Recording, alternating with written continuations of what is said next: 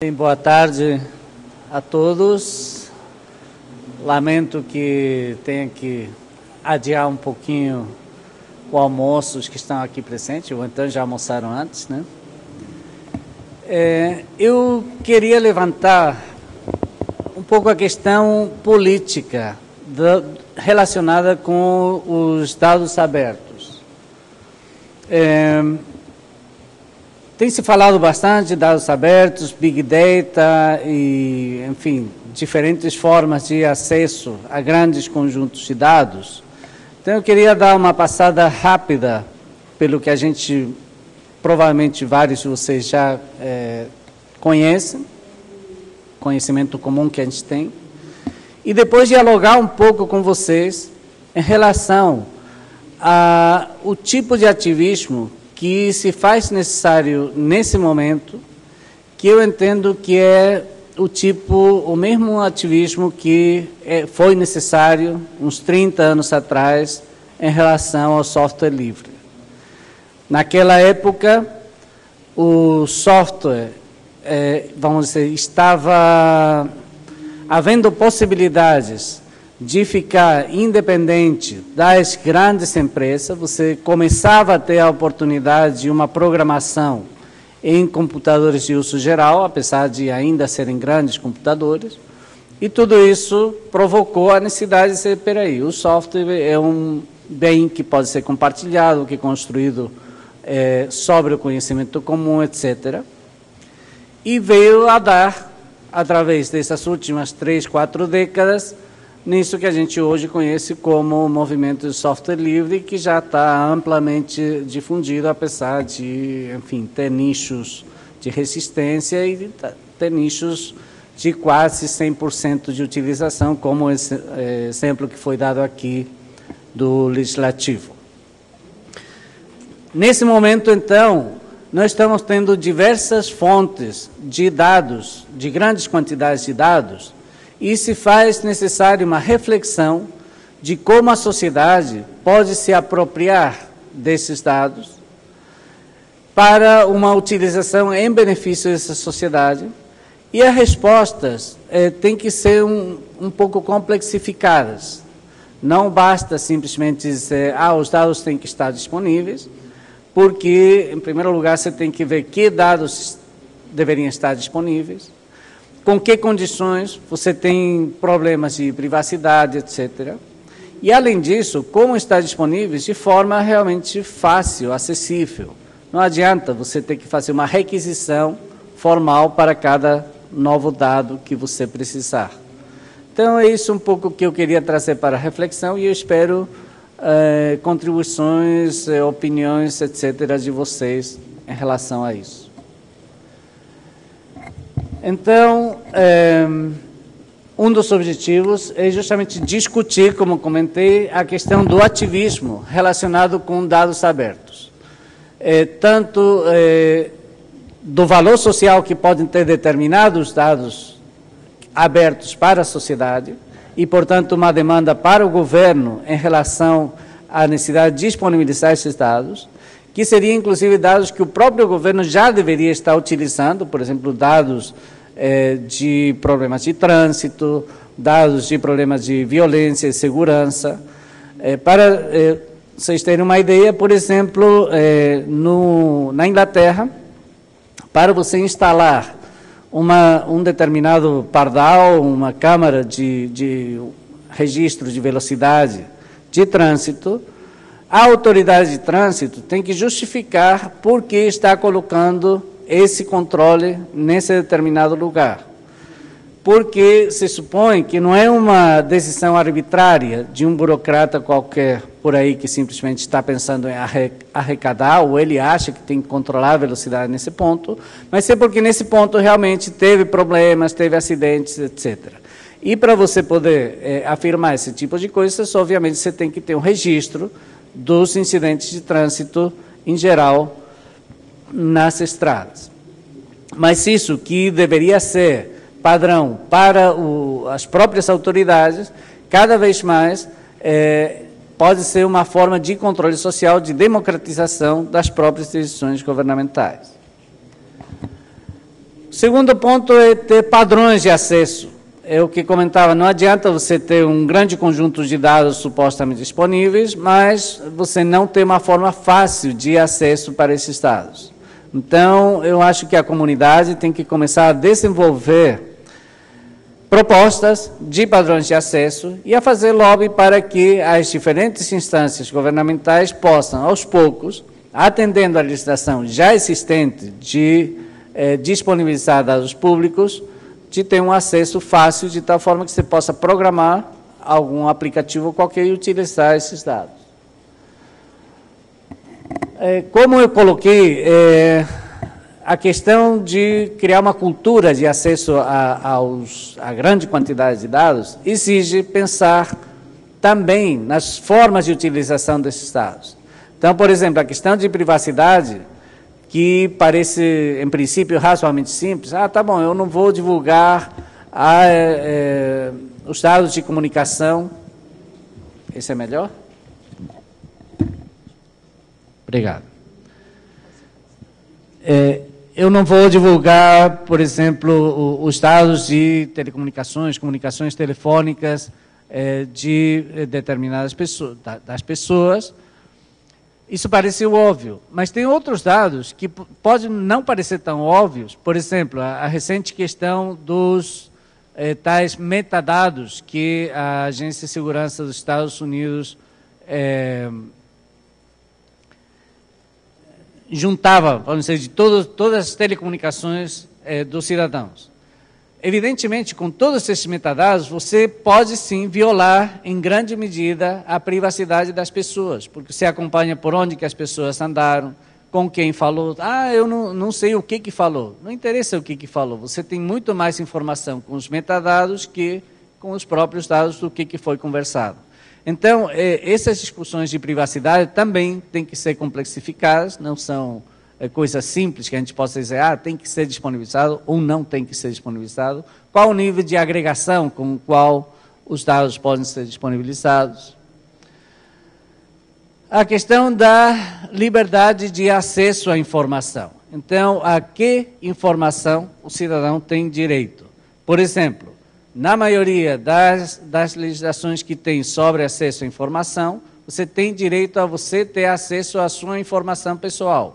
Mas de que forma? Você tem que provocar o governo, a autoridade que tem esses dados, para que lhe forneça qual é a informação. E muitas vezes você não tem a menor ideia de qual é a informação que esse órgão tem sobre você. Então, como que você vai fazer para requisitar uma informação que você nem sabe que existe sobre você? E as questões, a outra questão que eu acho que também é complexa e não é suficientemente abordada, é a questão da transparência. Se fala muito em transparência do governo, que o governo tem que colocar suas contas a público e tal, tudo bem. Mas se os outros setores da sociedade, quanto investem, por exemplo, uma empresa numa área qualquer, por exemplo, na área de telecomunicações, que nos diz respeito, quanto investe em lobby, quanto investe em apoiar vários partidos? Como é que eu posso controlar, por exemplo, se fala novamente muito do impacto dos impostos sobre os custos dos produtos brasileiros. Mas quanto se fala do lucro de determinados setores sociais sobre esses produtos? Muitas vezes, quando vocês vão ver, definitivamente o fator lucro é o que tem maior impacto. Pega, por exemplo, o caso dos carros, que tem se falado muito. O carro brasileiro é, de fato, mais caro que em outros mercados, mas você pega, por exemplo, um mercado que é taxado no mesmo nível que o Brasil, que é o mercado argentino, e você tem muitos carros que custam 30% a menos na Argentina que no Brasil, sendo que são fabricados no mesmo mercado. Quer dizer, você tem carros brasileiros e argentinos misturados, que são vendidos nos dois mercados com o mesmo nível de tarifação, e você tem um custo para o usuário final diferente. Então, a questão da transparência tem que se aplicar aos diversos setores sociais, e aí, de novo, vem uma questão de ativismo social, quer dizer, como que a gente pode pressionar, tanto legislativamente como cidadãos e também consumidores, apesar de que eu não gosto desse conceito, os demais setores da sociedade para também se fazerem transparentes, já que eles são parte da sociedade, obviamente.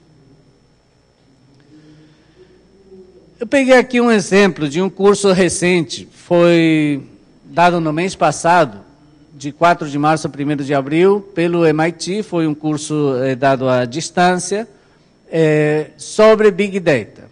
Uma das primeiras experiências que o MIT faz de um curso totalmente à distância, de pós-graduação, é relativamente curto, foi de um mês, custa quase $500, mas o interessante foi ver, em primeiro lugar, que já tem um mercado para se trabalhar sobre esse assunto de Big Data, e quais são os pontos abordados essencialmente, é claro, de forma muito resumida, pelo curso. Então, o primeiro ponto é que você tem muitas diferentes fontes de dados.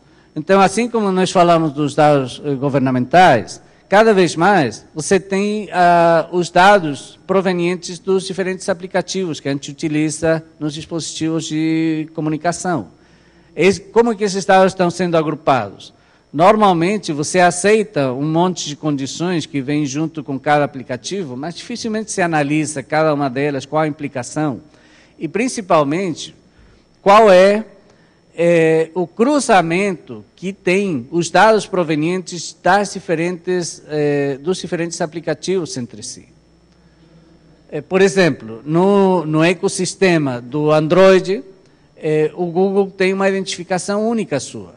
E, portanto, qualquer aplicativo que você utilizar, você concorda com todas as condições que ele diz que você tem que concordar para poder utilizar, mas, implicitamente, você está concordando com uma outra condição, que é o fato de que o Google tem o controle daquela informação toda e pode fazer cruzamento com outras informações de outros aplicativos. Na medida em que a internet das coisas for sendo cada vez mais uma realidade, quais são as implicações para a privacidade, por um lado, e para a possibilidade de utilizar esses dados, que serão cada vez em volumes maiores. Quer dizer, por onde você anda com o seu carro, quais foram as portas que você abriu de um prédio público, ou, ainda não é uma realidade, mas quais foram as portas pelas quais você abriu na sua casa, por onde você andou na sua casa. Que são, inclusive, aplicações que já estão sendo utilizadas, por exemplo, para acompanhar pessoas idosas. Você coloca uma série de sensores na casa, o nosso comportamento está bastante estudado, que a gente é muito repetitivo no que faz todo dia. Então, quando você observa que esse comportamento variou, saiu bastante fora da norma esperada, você aciona um alerta dizendo que essa pessoa pode ter algum problema, desde esquecimento até ter tido algum acidente, alguma coisa assim, e então vai ver o que possa ter acontecido. Mas como que você trata essa informação? Qual o nível de privacidade que você dá a essa informação? Bem, tem questões técnicas que eu não vou abordar aqui, eu estou, repito, fundamentalmente levantando a bola para ver qual pode ser nosso ativismo em relação ao acesso aos dados, mas questões técnicas dizem muito em relação a formas de armazenamento desses dados e formas de processamento desses dados. Provavelmente já teve algumas outras palestras nesse encontro que tratam, por exemplo, de NoSQL e coisas como outras formas que não são as formas de bancos de dados tradicionais para tratar esses grandes volumes de informação. A questão de análise, os mecanismos de agregação, de inteligência artificial, etc., de novo, é mais uma questão técnica, e a visualização. Você tem um conjunto muito grande de informação, obviamente você precisa mostrar ela de forma agregada. Então, do ponto de vista tecnológico, esses são um pouco os desafios.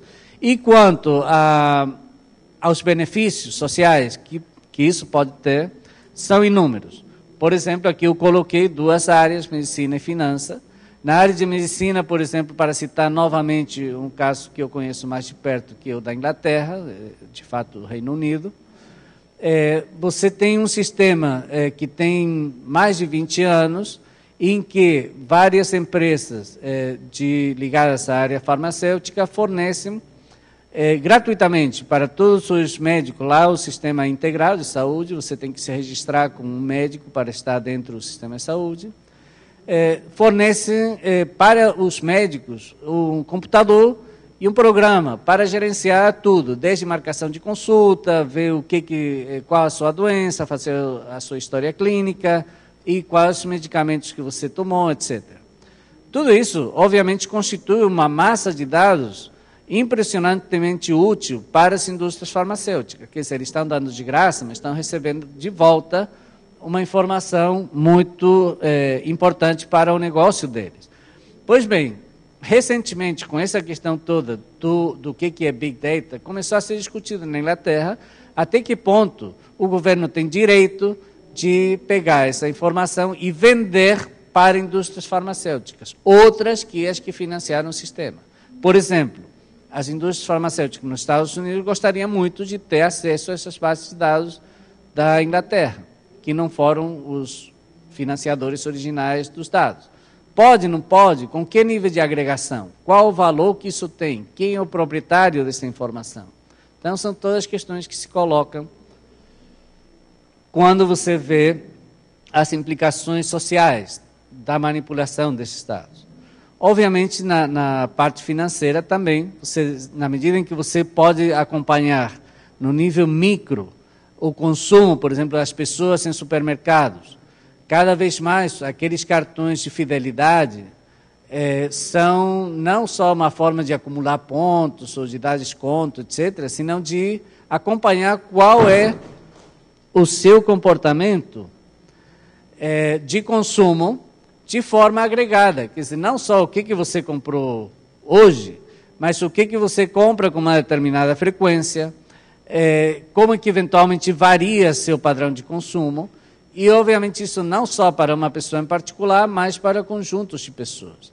Tá? Então, isso eu estou colocando um caso bem corriqueiro, mas isso vale para várias instâncias de dados de interesse social. Eu gostaria de aqui um pouco, de novo, chamar a atenção à evolução do conceito de aberto e, então, colocar um pouco em que ponto estamos nesse momento. Então, comentamos do software aberto, o software livre, surgido há algumas décadas. A questão de padrões abertos, obviamente, fez com que a internet seja o que é hoje, né? Quer dizer, desde o protocolo IP até HTTP, a web, etc.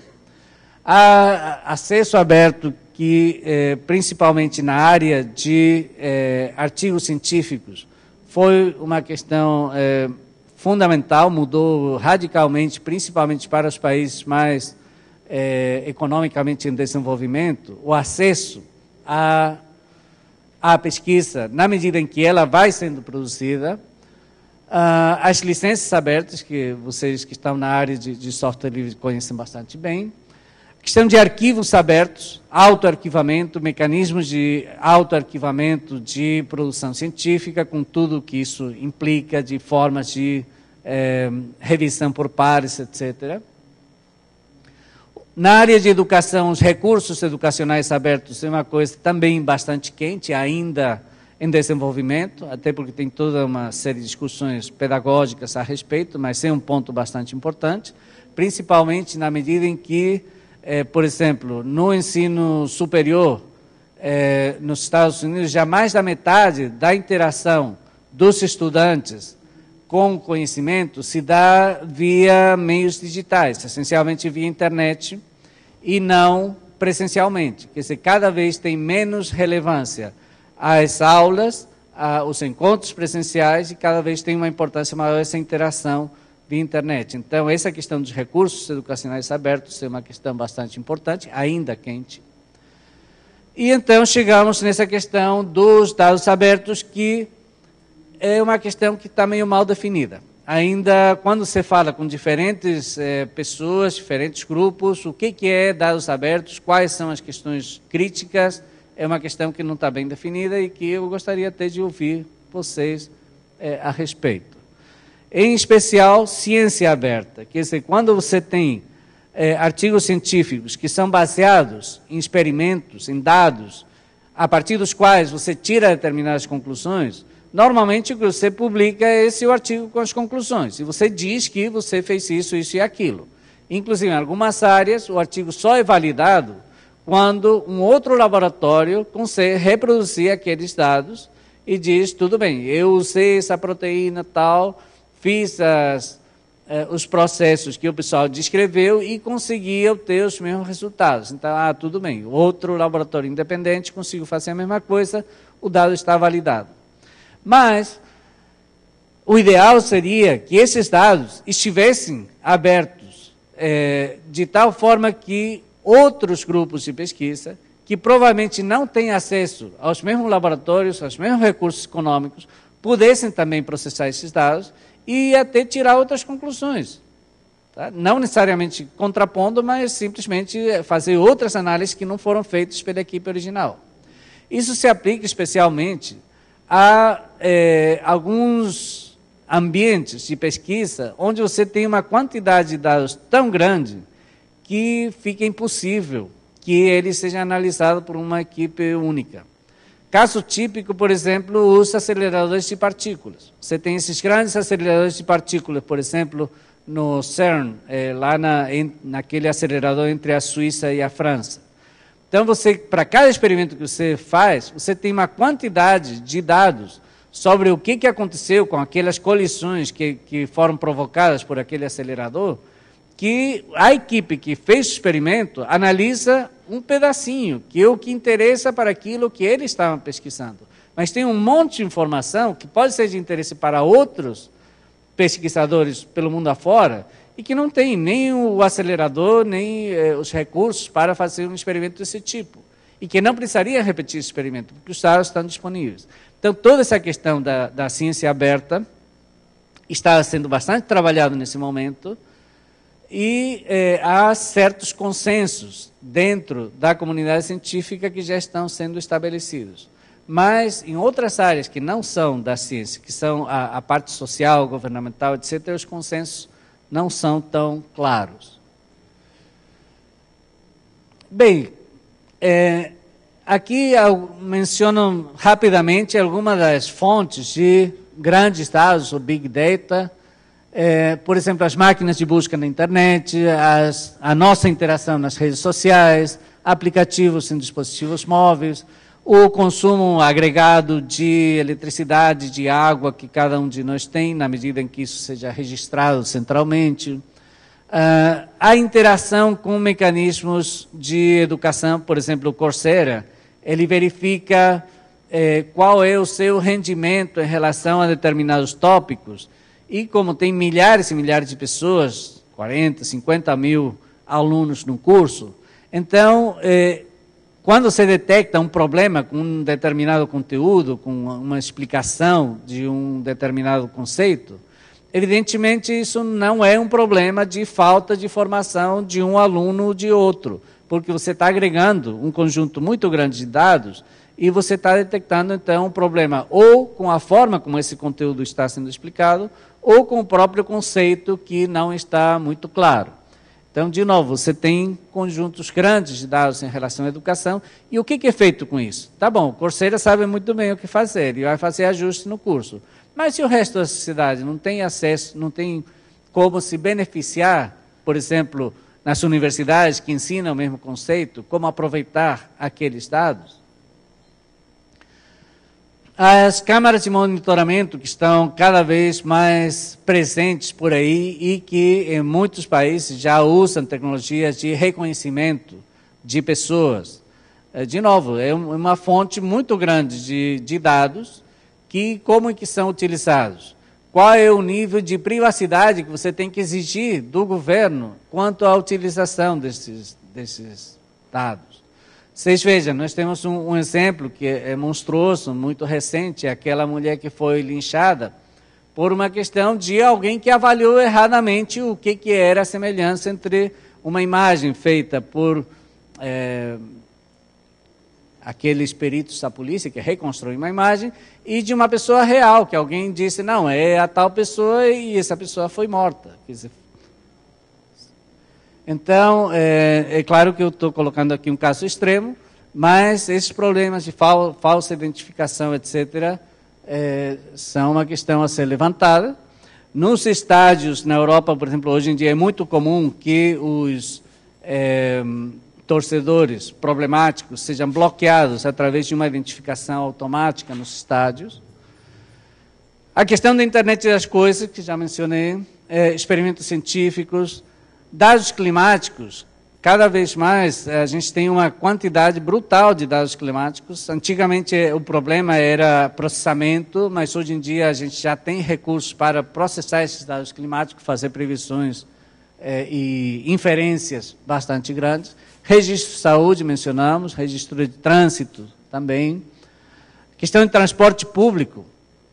É uma questão impressionante como não são utilizados os dados disponíveis. Quer dizer, o transporte público poderia ser imensamente beneficiado de um aproveitamento dos dados que já se tem sobre a utilização das diferentes linhas, horários de pico, etc., distribuição dos recursos disponíveis, os ônibus, por exemplo.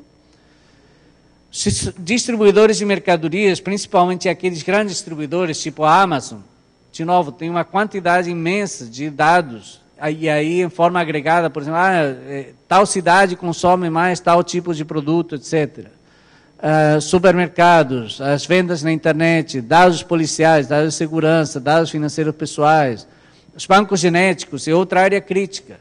Se hoje em dia, eu não sei se vocês se lembram, alguns anos atrás, fazer o sequenciamento genético era uma questão de um investimento onde você tinha uma briga entre, inclusive, um laboratório nos Estados Unidos, um laboratório na França, para ver quem é que conseguia sequenciar mais rápido o material genético humano e tal.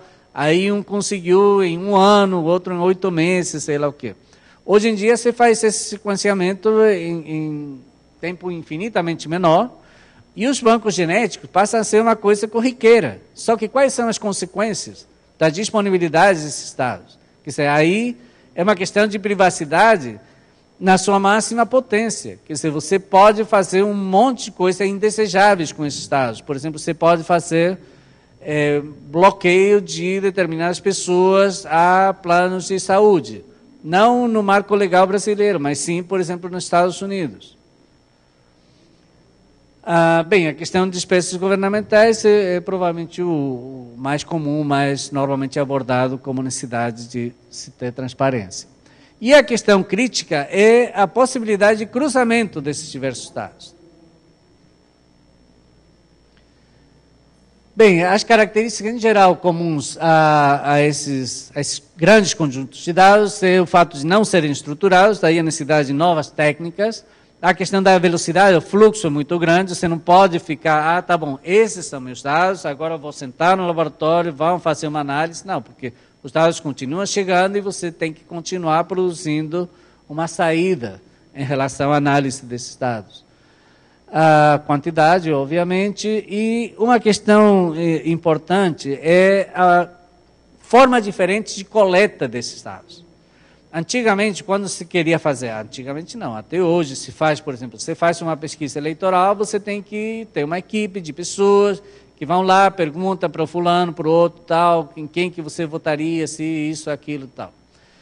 Essa é uma forma muito lenta e o conjunto de dados que você tem é razoavelmente reduzido. Aí uma boa pesquisa diz, foram consultados 2.500 pessoas no Brasil todo.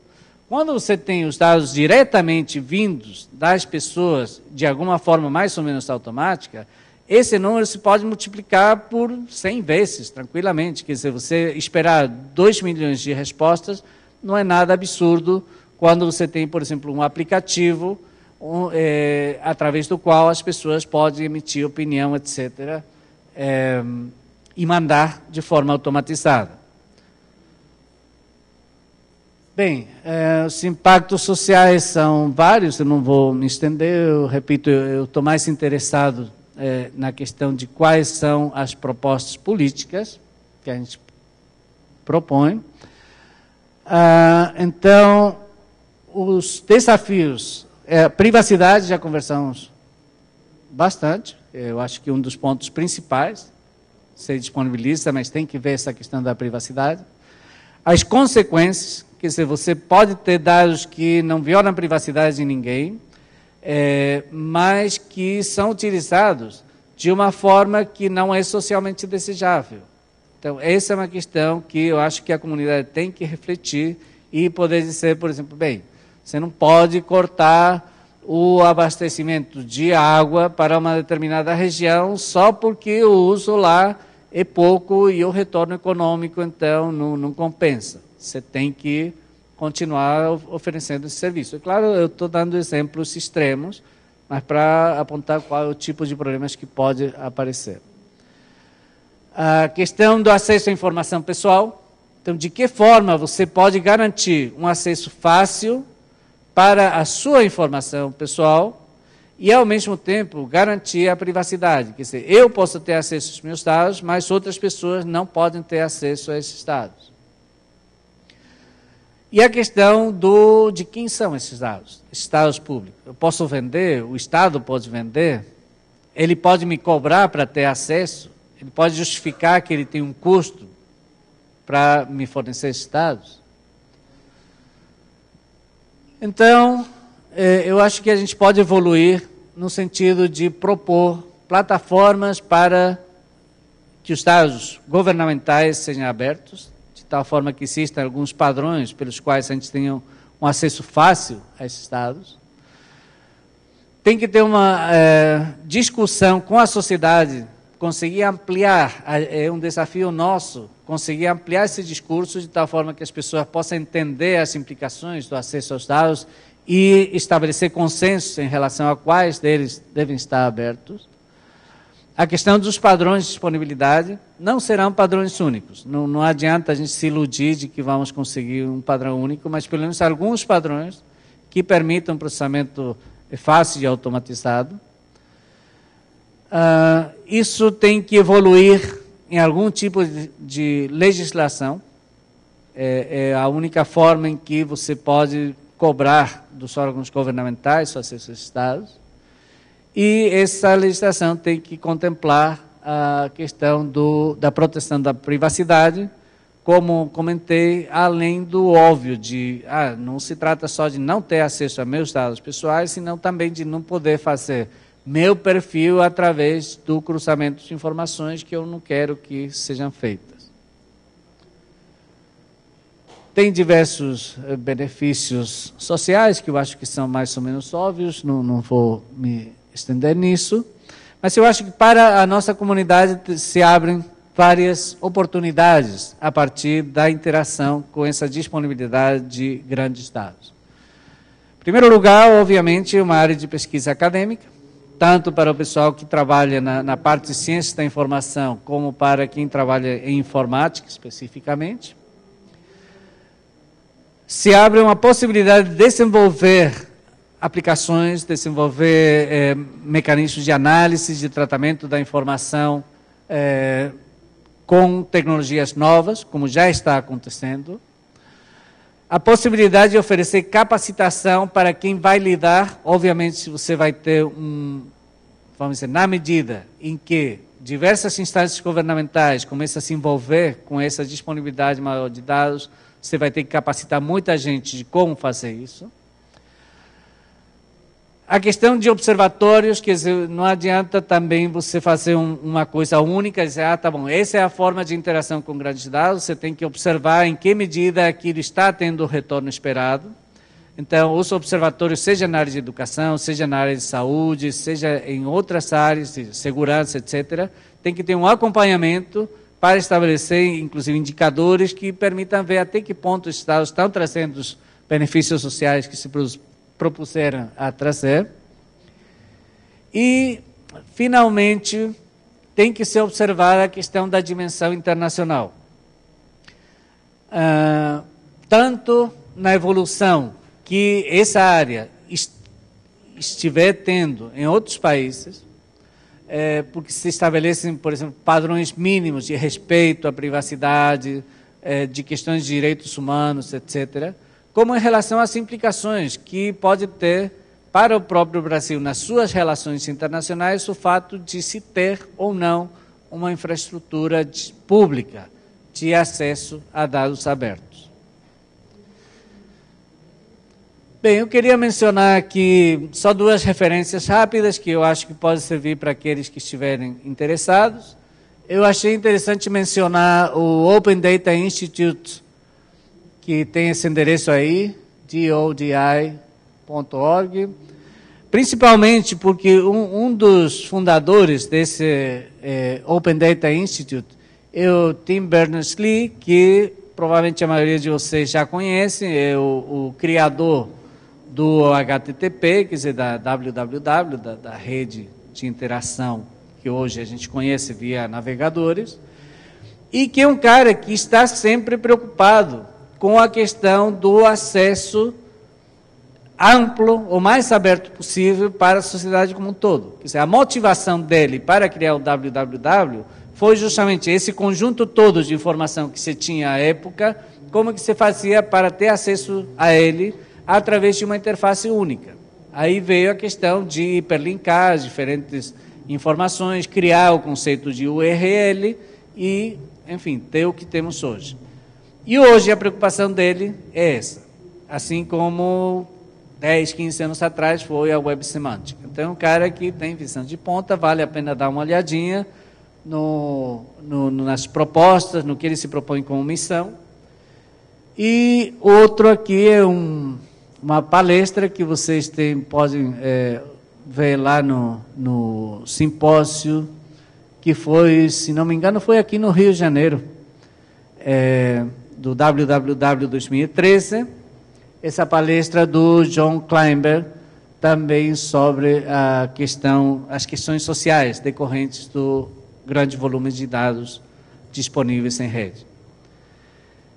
Bem, gente, então, é isso que eu queria apresentar e, enfim, o que eu gostaria de receber um pouco de retorno é o que a gente pode fazer, quais são as direções em que a comunidade pode se movimentar para um ativismo nessa área. Obrigado.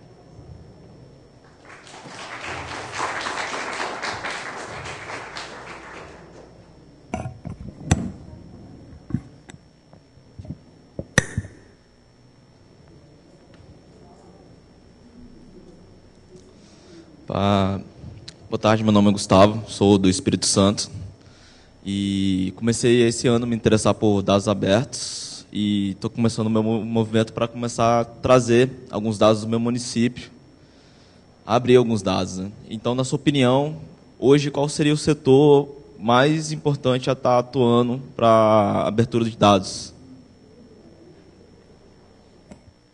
Bem, o primeiro ponto numa instância como a que você está mencionando, o município, é ver que dados já se tem disponíveis. Nós não temos uma tradição de juntar, organizar dados no nível governamental como outros países. Mas, provavelmente, vocês tenham alguma coisa na área de saúde, registros de atendimentos, não sei com que nível de detalhamento, nem com que nível de automação. Quer dizer, obviamente, para que esses dados sejam processados assim como grandes dados, tem que estar digitalizados. Então, eu daria uma olhada nessa área, provavelmente de saúde. E outra área que provavelmente tem algum tipo de dados também sistematizados é segurança. Registros de ocorrências, tipos de mortes, coisas desse tipo. Então, seriam duas áreas que me ocorrem assim diretamente. Tem outra área, que é a área que mais tem se falado, mas é bastante mais complexo de se trabalhar, que é a área financeira. Quer dizer, quais são os recursos que o município tem e como é que eles são gastos. E aí vem o problema dos padrões de acesso. Normalmente se colocam essas informações de uma forma que as pessoas, só quem estiver muito interessado, consegue entender de que se trata aquilo. Então, aí vem uma reflexão que eu acho que a comunidade tem que fazer, de quais seriam as formas adequadas para que essa informação fosse facilmente interpretada por qualquer cidadão. Mas, respondendo concretamente a sua pergunta, me ocorre que a área de saúde e segurança podem ser duas áreas para começar.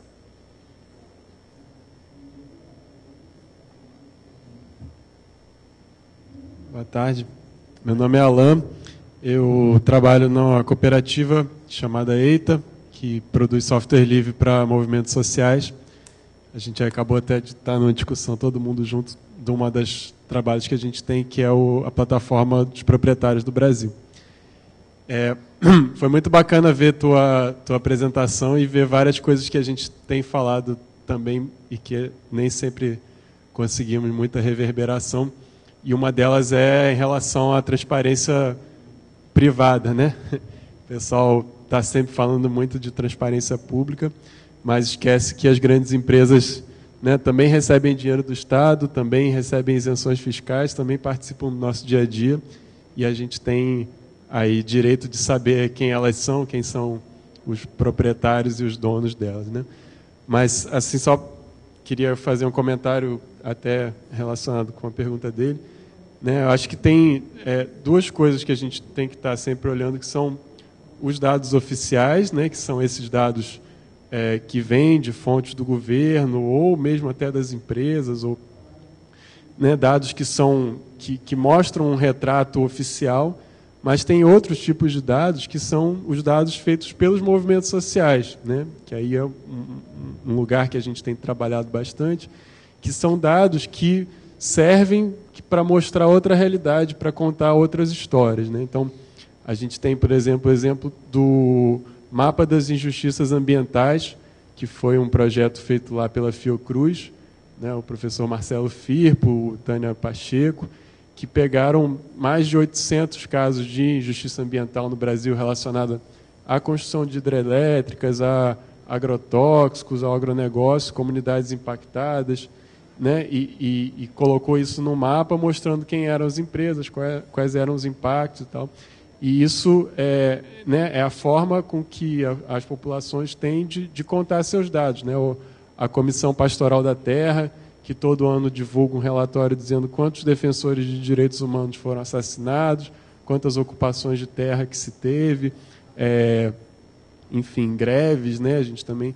Então, como é que a gente faz, né, também para, do outro lado, né, usar os dados, esses dados abertos, e aí nosso papel enquanto profissionais de TI também é ajudar a fortalecer a publicação desses dados produzidos por quem não tem infraestrutura, por quem muitas vezes mal tem um acesso à internet, né, mal consegue botar uma planilha no ar, mal consegue digitalizar um troço feito em papel, né? Então, também acho que no seu município... Qual é que é o município?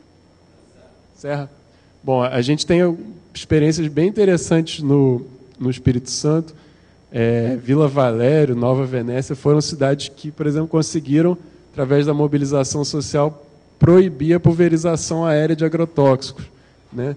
Então, foi a partir de mobilização e, por exemplo, se esse pessoal consegue um dado do DataSUS, que também tem no seu município, de intoxicação por agrotóxico, consegue pegar um dado oficial e contar essa outra história. Ó, está produzindo muito café, sei lá o que faz lá, mas olha o número de intoxicações por agrotóxico que tem aqui, então vamos ver se esses aviões aí têm permissão para estar voando, né? Qual que é o agrotóxico que está jogando e tal. Então, com certeza também um dos caminhos é procurar os movimentos sociais e colocar essas tecnologias, né, de dados abertos, seja uma planilha CSV, seja dados abertos ligados, para que esses dados possam ser publicados e olhados por outras pessoas, né, e usados realmente para fazer mobilização social.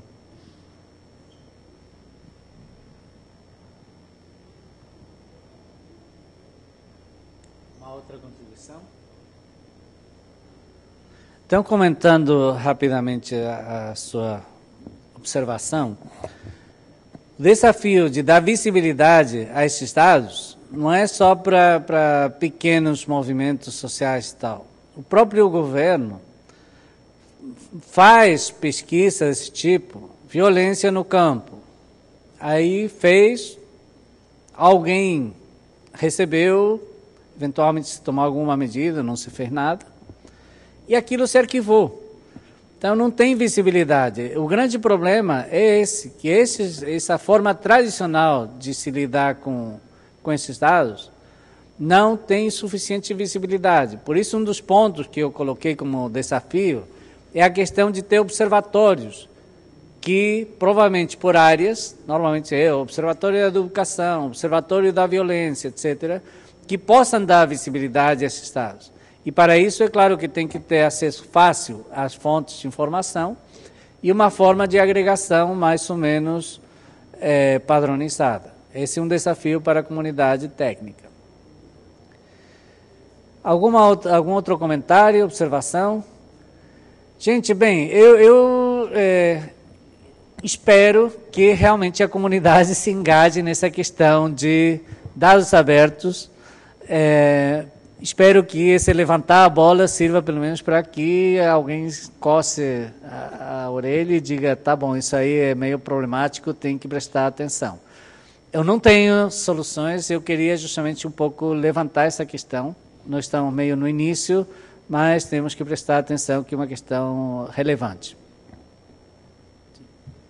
Você viu em Brasil I.O.?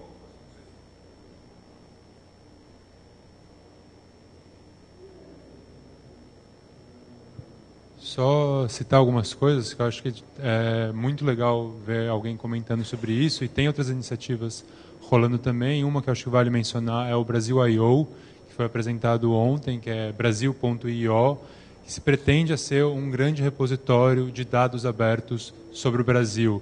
E aí já tem uma tentativa de criar uma API e, enfim, de alguma maneira padronizar essas informações.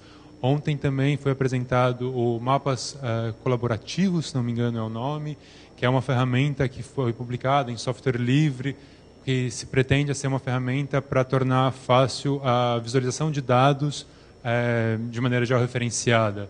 Eu trabalho numa empresa chamada HackLab, que tem um foco em desenvolvimento de software livre. A gente também já fez uma outra ferramenta chamada Mapas de Vista, que tem bem parecido com mapas colaborativos. O Mapas colaborativo até a galera que criou, meio dando continuidade à ideia do Mapas de Vista. A gente está sempre trocando bastante informação. Então, só comentando, acho que tem outras iniciativas também, tem bastante coisa. E, enfim, é legal a gente ir se conhecendo e construindo junto esse tipo de coisa. Obrigado. Oi, eu sou a Rosana, sou aqui de Novo Hamburgo, do Rio Grande do Sul, também trabalho na cooperativa EITA. E um dos trabalhos que a gente faz é junto ao Observatório da Saúde das Populações do Campo, Floresta e Águas. E no Observatório, a gente, que é junto com movimentos sociais, junto com a Universidade de Brasília também, lá com o Departamento de Saúde Coletiva, uma das dificuldades é a gente conseguir ter os dados mostrando a realidade da população rural. Apesar de que a gente, em alguns bancos, ou mesmo tem lá bem claro a população urbana, a população rural, quando tu vai para os dados de saúde, essa realidade desaparece, né? Então, a necessidade também, da gente acessar, usar, analisar, mas a gente incidir também de que forma que esses dados precisam ser apresentados para mostrar a diversidade da realidade dessa população e desse campo que a gente está analisando, né? Então, a gente está mexendo aí com dados de saúde, e, no caso, para olhar a saúde rural, esse dado ele é bastante limitado. Obrigado. Tá bom, então, alguma outra observação? Obrigado pelas contribuições e vamos continuar lutando aí pelo uso social desses dados. Obrigado.